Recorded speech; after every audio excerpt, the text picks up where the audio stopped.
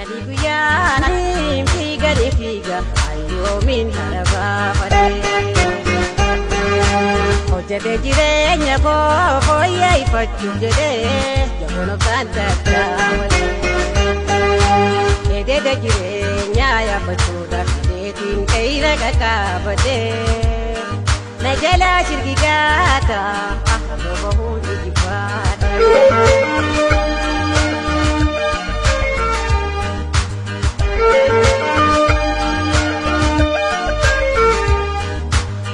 Addunyaa tana laalame odoo fi gadoonsi akkaan imalmaana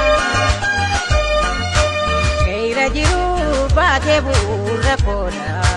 tattee hiree fi ayyaana tattaaffiin tolaaf guyyuumaan guyyaadhaan dhiigameenya taapha fuudhanii yakannaa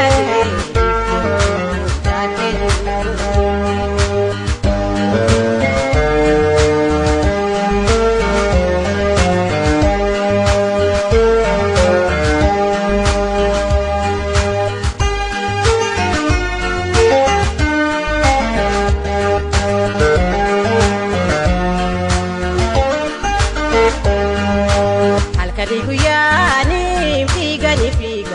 ayyoomiin harabaa fadhee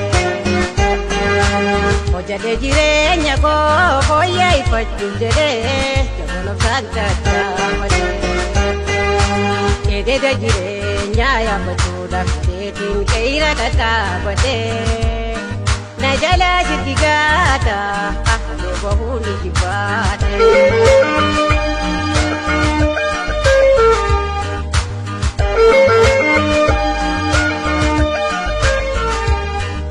Iftuu gaira duuba mul'atu barraaqaa jiru ijaalaaluun hin arga Uda jiruuf hin tapha'ee simachuufin afranii fiigeetiin dungugatee gaggaa uumaatu naanaaf finnee guyyaa gaggatee wanna darbuun beeyne ifoodatiin godhaa baabororee.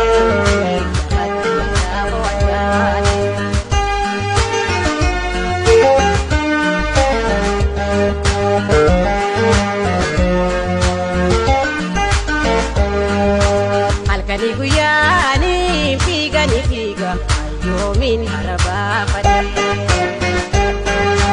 hojjetee jireenya koo fooyyeffachuuf jedhee jaboon obsaan takkaa malee edeeda jireenyaa yaabbachuudhaaf deetiin qe'ira qaqqaabadhee na jalaa shirgigaata halluu bahuun ijibbaadha.